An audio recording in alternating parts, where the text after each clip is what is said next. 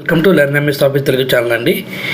ఈ వీడియోలో మనము పర్సంటేజ్ ఆఫ్ టోటల్ అనేది చూద్దాము. అంటే ఇక్కడ మనకి సాలరీస్ అయితే ఉన్నాయి.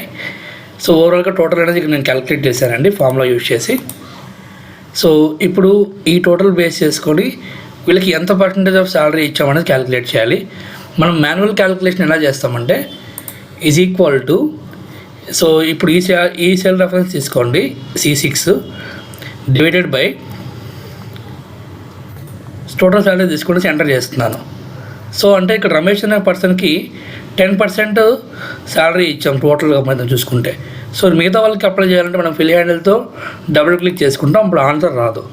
సో మనం మళ్ళీ దీన్ని అబ్జర్వేట్లోకి మార్చుకొని చేసుకుంటాం. సో సపోజ్ ఇక్కడ చూడండి, ఈ సెల్ని ఇక్కడ సెలెక్ట్ చేసుకొని సో F4 బటన్ ప్రెస్ చేసుకుంటాం కదా, చేసుకొని మనం ఇక్కడ ఈ ఫార్ములా అనేది ఇక్కడ అప్లై చేసుకుంటే వస్తుంది. ఇంత టైం వేస్ట్ లేకుండా అసలు ఎటువంటి ఫార్ములా యూజ్ చేయకుండా మనము ఈ యొక్క పర్సంటేజ్ మనం ఎలా క్యాలిక్యులేట్ చేయాలని చూద్దాం ఇప్పుడు ఈ వీడియోలో.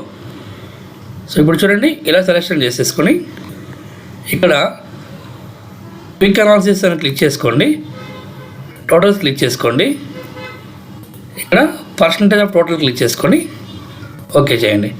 చూస్తారా, ఆటోమేటిక్గా మనకైతే టోటల్స్ అనేది రావడం జరిగింది, పర్సంటేజ్ ఎంత అనేది.